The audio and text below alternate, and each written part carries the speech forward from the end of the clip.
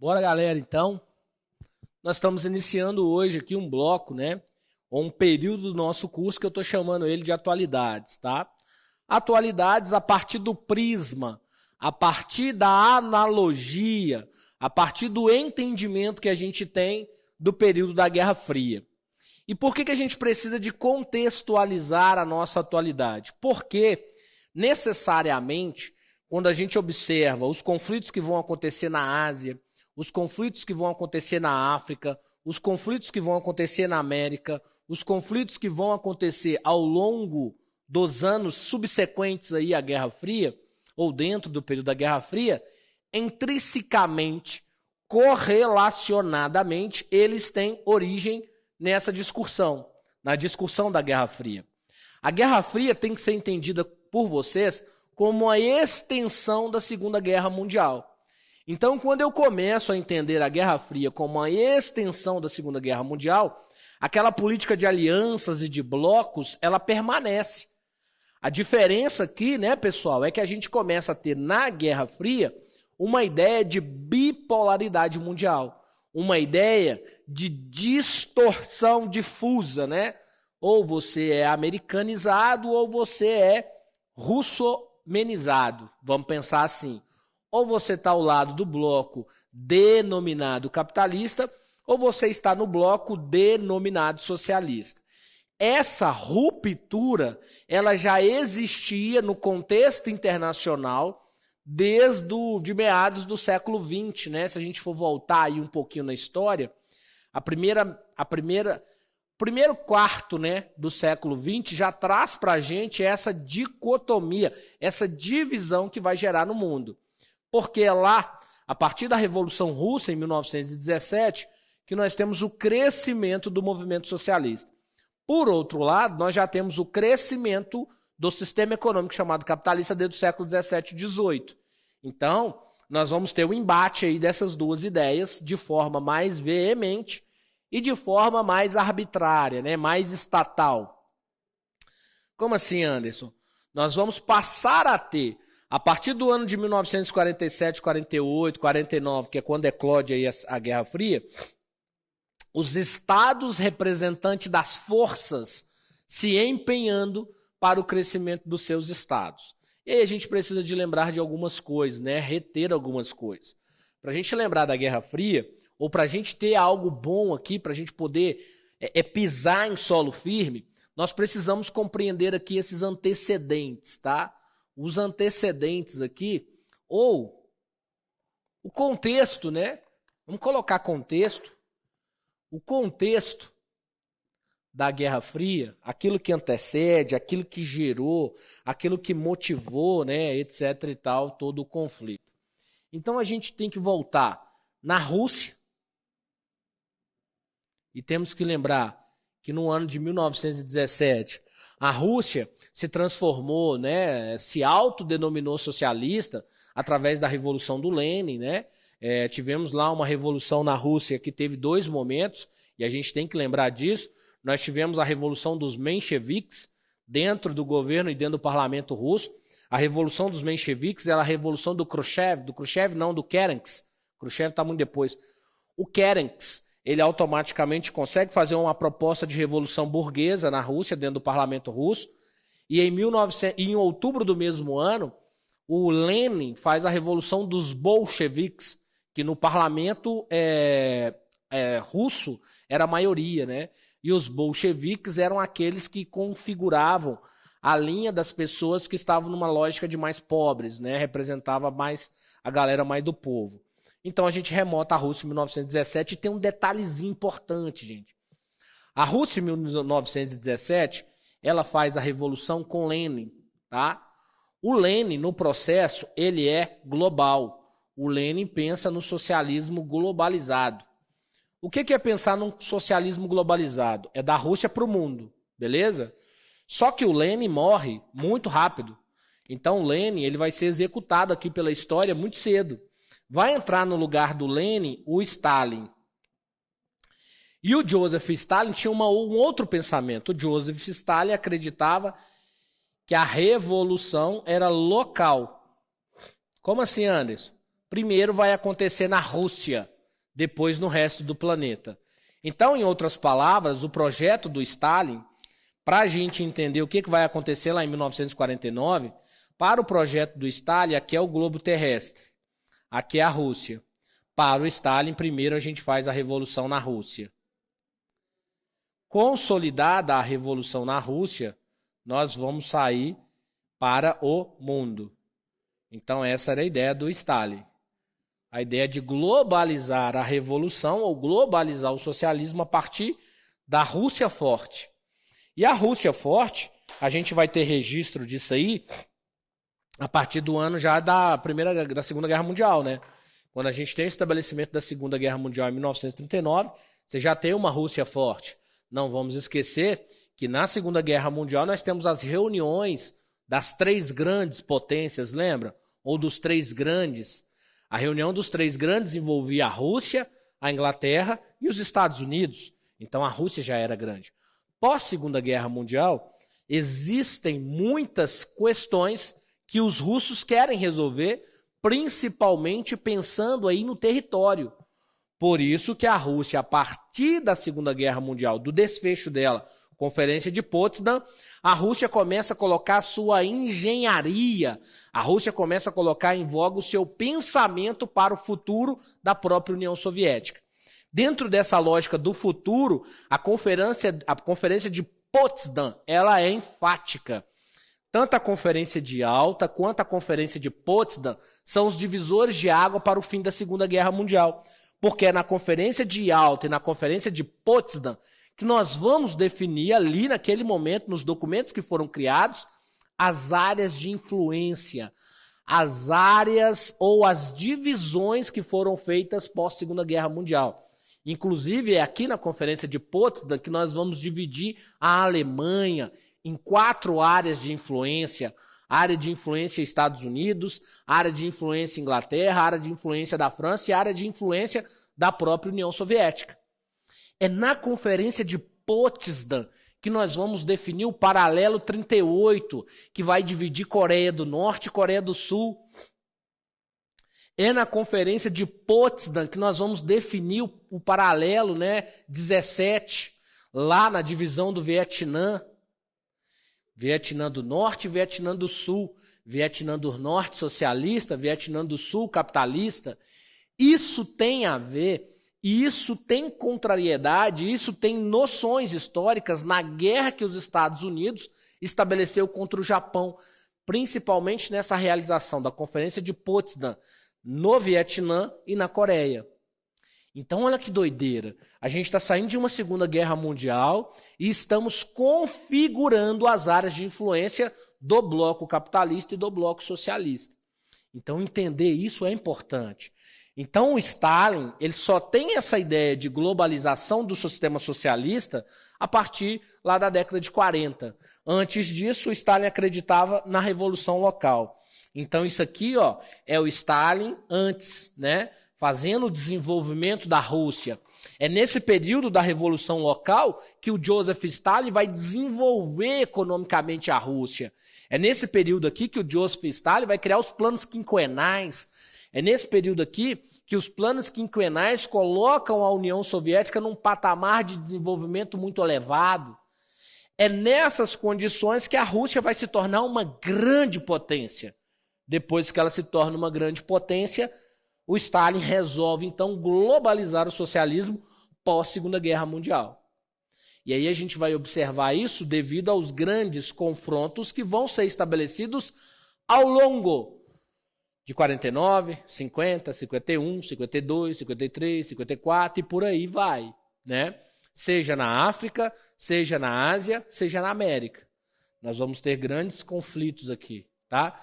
E é lógico que a gente tem que entender que esse contexto de Guerra Fria também que a gente está buscando aqui, ele vai ser o gerador, principalmente por causa das conferências de finalização da guerra, da Revolução Chinesa, Mao Tse-tung, em 1949, da Revolução Indiana, do Mahatma, Então você vai começar a criar um novo processo. Você vai começar a criar um novo cenário. É aqui que surge, né, nesse contexto de descolonização da África e da Ásia, e por isso os grandes conflitos, é que surge a Conferência de Bandung no ano de 1954. Conferência essa que vai falar que os países africanos, ou os países que participam da conferência, não receberão e não serão influenciados nem por um bloco, nem pelo outro bloco, que eles vão manter os seus estados com lógica própria de estrutura local e vão eles mesmos se organizar entre si. Indonésia, né? Olha que doideira. Então, isso aqui, gente, diz muito sobre como vai ser o mundo, sem contar que na própria região do Oriente Médio ali, essa lógica da Guerra Fria se fez presente principalmente na criação do Estado de Israel, né, que acabou com a região da Palestina e criou o Estado de Israel, e hoje os palestinos é sem Estado. Nessa região do Oriente Médio que nós temos grandes convulsões dentro primeiro, da própria ideia da Palestina, depois você tem conflitos no Irã, inclusive influências diretas norte-americanas, né, no governo do iraniano, com o famoso Reza Pahlavi, o famoso Chapaveli. Nós temos a intervenção dos Estados Unidos no Iraque. O Iraque era apoio, era logística, era o centro defensor das ideias americanas ou das ideias do bloco capitalista no Oriente Médio, e ele lutava com o Irã, que recebia muito apoio dos soviéticos. É aí que nós temos a guerra da formação do Estado afegão, a guerra do Afeganistão, ela vai vindo daí, porque a ideia dos Estados Unidos em não deixar a União Soviética tomar esse território como sua posse, porque a União Soviética já fazia isso vindo pelo norte, então os Estados Unidos vão tentar sucumbir ou vão tentar pressionar.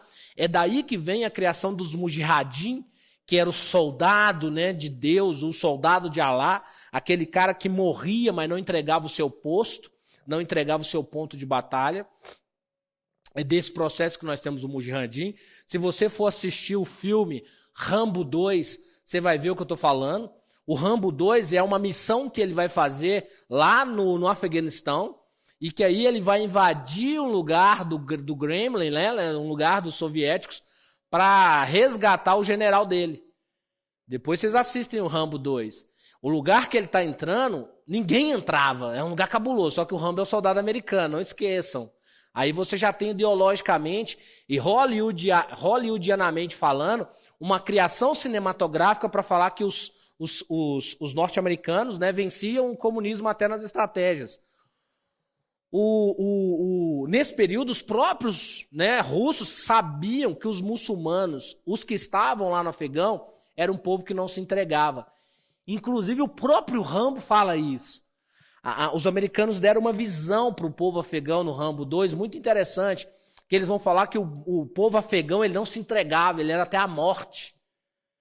E é o povo afegão que vai criar o Talibã. Talibã, que é um grupo terrorista que nós vamos ver agindo a partir do século XXI. Olha que doideira. E é lá no próprio Afeganistão que vai ser criado aquela ideia de Osama Bin Laden. Al-Qaeda. Olha, Guerra Fria. Para um não tomar conta, o outro vai...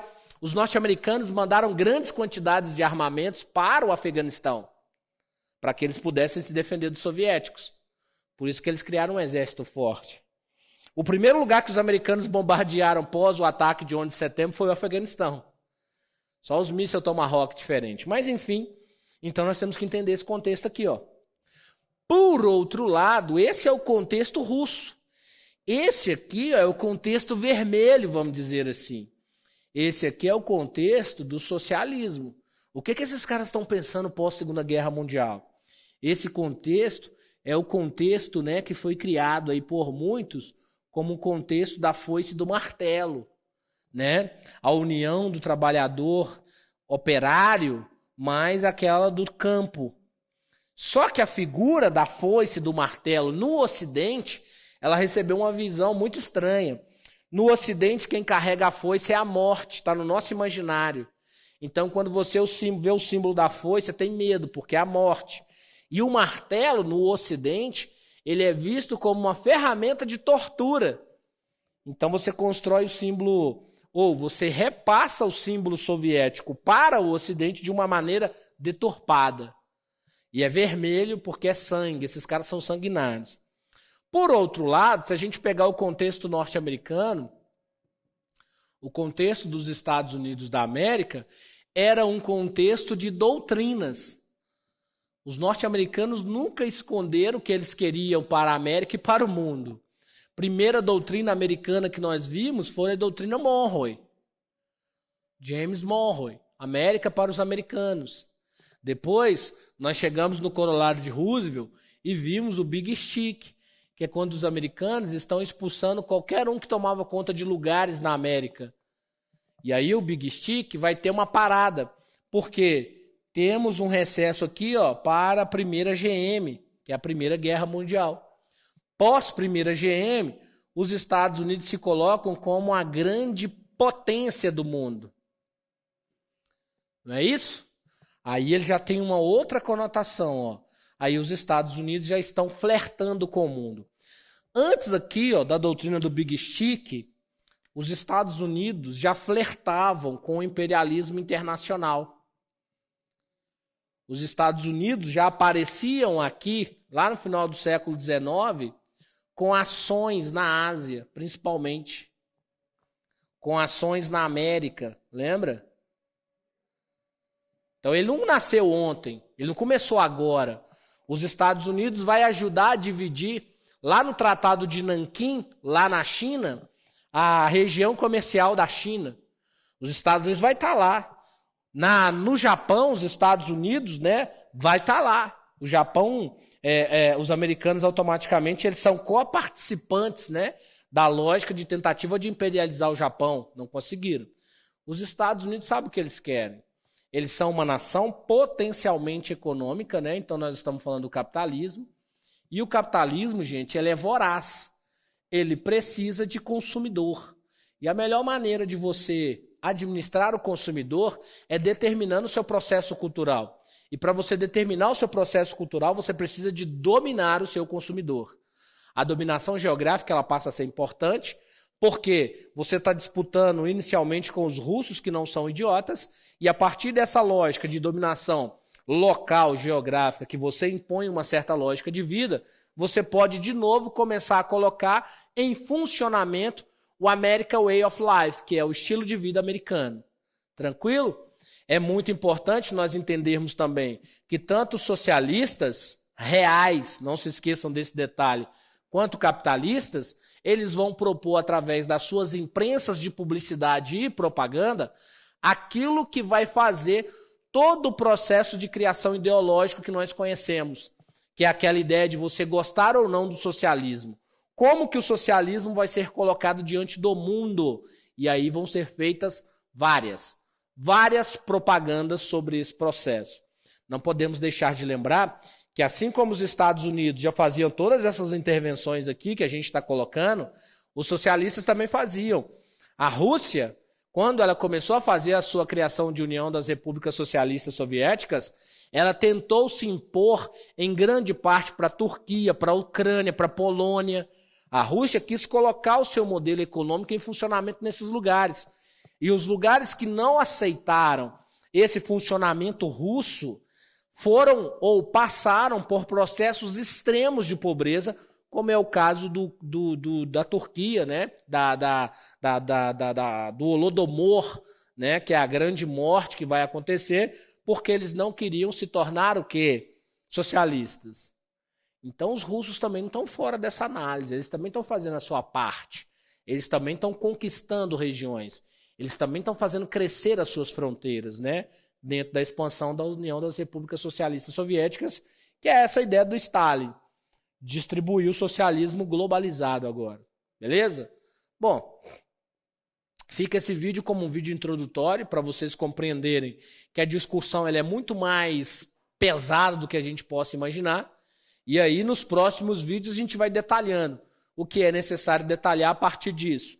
Lembrando que nós vamos destrinchar, a partir da Guerra Fria, todos os acontecimentos que vão suceder a partir daí. É lógico, gente, que, assim, dentro dos que eu considero os mais importantes, tá? Fazendo um recorte histórico aí, porque tem 1 bilhão de coisas acontecendo no mundo nesse período aí, beleza? Não fica triste não, vai pro próximo vídeo que a gente vai continuar.